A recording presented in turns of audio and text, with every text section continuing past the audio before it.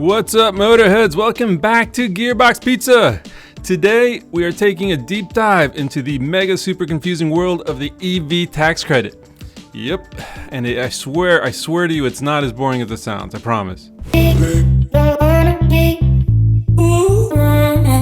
So a lot of people are either in the market for an electric car like right now, or they're gonna be soon. And you may have seen a bunch of this tax credit stuff advertised, like $7,500 off for this new EV. What does it mean? And what's next? So this quote-unquote plug-in electric drive tax credit, well, it's 13 years old now and like so overdue for a refresh and an update.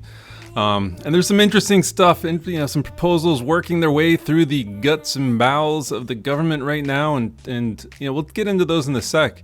But first, what exactly is the current tax credit?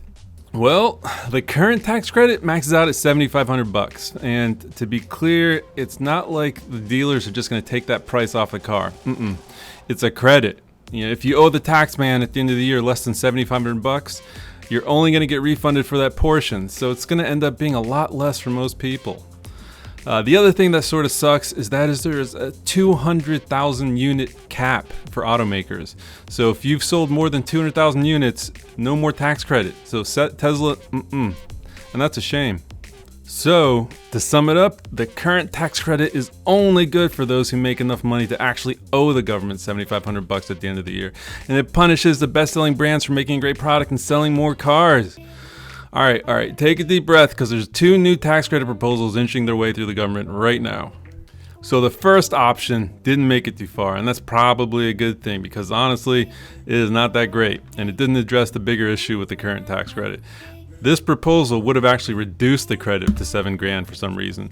I don't know, seems a little random, but what do I know? But it also included a tax credit of $2,500 on used EVs that were at least 2 years old. This is a good, this is a great idea. We definitely need to lower the cost of entry into the EV market, like big time. And this would have helped a lot. The last part of this proposal was increasing that eligibility quota to 600K units instead of 200K. I mean, that's a good step, I guess, but why have a limit at all? I mean, anyway, look, this baby's dead, so let's just move on to something way more interesting. There is a brand new proposal folded into a climate and clean energy bill called the Clean Energy for America Act. All right, so what's that all about? Well, check this out. The next tax credit maxes out at $12,500. Yes, over 12 grand. But to get all of it, you're going to need to qualify for three separate parts. And the first part's automatic. It's that same $7,500 base credit that goes to all EVs. And then the next part is $2,500 if your EV was built in the great US of A. All right, I'm on board with that. That's cool. And then finally, the third part is another $2,500 tax credit available if that manufacturing plant uses unionized labor. I don't know how I feel about that. But if you add it all up, that's big money. Oh, so remember that 200,000 unit limit that we're working with right now? Well, this bill throws it out and replaces it with something way smarter. This proposes that the tax credit stay in place until at least 50% of car sales in the US are EVs. Yeah. For reference, last year the number was 4.2%. So there's going to be many years to take advantage of this thing. Good stuff. So another interesting point is that the current tax credit does not apply to EVs that cost more than 80 grand. And the new proposal just gets rid of that limit entirely. So go get yourself that Model S Plaid, guys. Go get it. Just kidding. But, remember that with the current tax credit, you'll need to owe the government at least $7,500 to get the full credit? Yeah. Well, they took that idea behind the shed and put it out of its misery. Thank God. Yeah, so the new tax credit will be yours in full, regardless of your tax situation.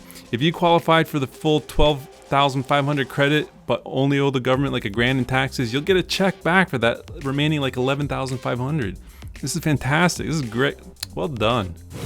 So that's basically it, and I'm really hoping this thing makes it through the government, and also really curious what you guys think. I mean, seems like good news, right? But shed some light on it. Leave a comment. Let me know.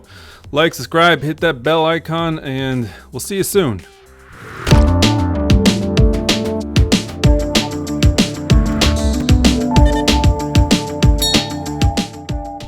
I want some pizza!